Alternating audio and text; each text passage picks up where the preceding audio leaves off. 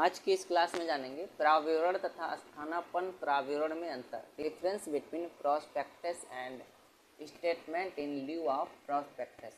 अब देखो प्राविवरण तथा स्थानापन्न प्राविवरण में क्या अंतर होता है।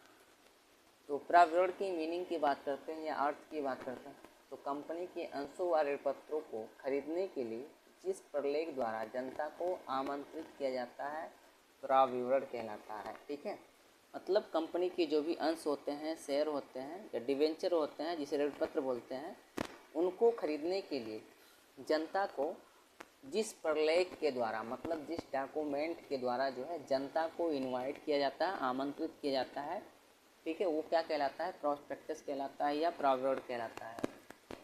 अब देखो स्थानापन्न प्राविवरण क्या होता है। तो प्राविवरण के स्थान पर तैयार किया जाने वाला प्रलेख स्थानापन्न प्राविवरण कहलाता है और विवरण के स्थान पर तैयार किया जाने वाला जो प्रलेख होता है या डॉक्यूमेंट होता है वो स्थानापन्न प्राविवरण कहलाता है। ठीक है, अब उद्देश्य की बात करते हैं तो प्राविवरण का उद्देश्य जो है निवेशकों को आमंत्रित करना तथा निर्गमन की शर्तों को बताना होता है।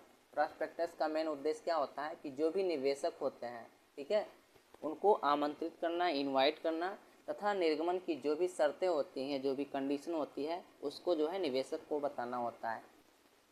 और स्थानापन्न प्राविवरण का उद्देश्य जो है निवेशकों को आमंत्रित करना न होकर केवल निर्गमन की शर्तें जो भी होती हैं उसको बताना होता है। ठीक है, अब विशेष सामग्री की बात करते हैं तो इसमें कंपनी अधिनियम की अनुसूची सेकेंड के भाग फर्स्ट में जो है निर्दिष्ट बातों का उल्लेख होता है। प्रॉस्पेक्टस में कंपनी अधिनियम की अनुसूची सेकेंड के भाग फर्स्ट में जो भी बातें होती हैं उन सभी बातों का उल्लेख होता है और प्राविवरण की सभी बातें स्थानापन्न प्राविवरण में लिखी जाती है और प्रॉस्पेक्टस की जितनी भी बातें होती हैं वह जो है स्थानापन्न प्राविवरण में लिखी जाती हैं।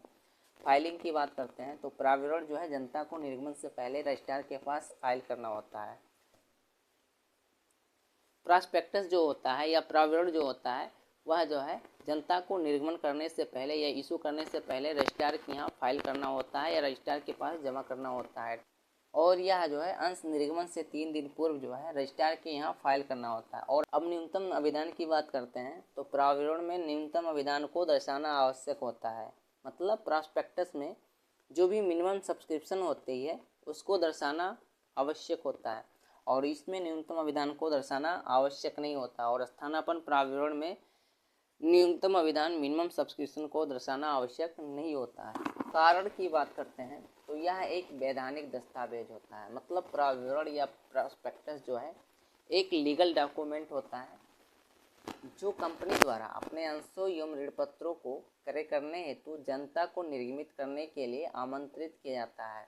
ठीक है, मतलब जो कंपनी के द्वारा जो भी कंपनी के ऋणपत्र होते हैं या अंश होते हैं उसको खरीदने के लिए जनता को निर्गमित करने के लिए, जनता को इशू करने के लिए क्या किया जाता है, जनता को आमंत्रित किया जाता है, इनवाइट किया जाता है।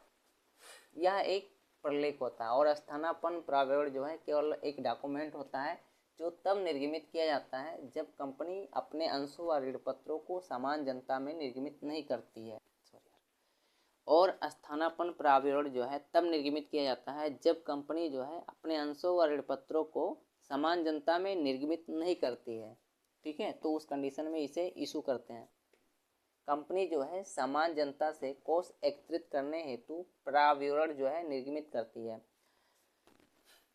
कंपनी क्या करती है, जो भी समान जनता होती है उससे जो है कोष एकत्रित करने के लिए, फंड इकट्ठा करने के लिए क्या करती है, प्राविवरण जो है इशू करती है या प्रॉस्पेक्टस इशू करती है और यह जो है ज्ञान स्रोतों से कोष एकत्रित करने हेतु निर्गमित किया जाता है। और स्थानापन्न प्राविवरण जो है जो भी इसके ज्ञात स्रोत होते हैं, ठीक है, उससे जो है कोष एकत्रित करने के लिए स्थानापन्न प्राविवरण को इशू किया जाता है। ये हो जाएंगे प्राविवरण तथा स्थानापन्न प्राविवरण में अंतर।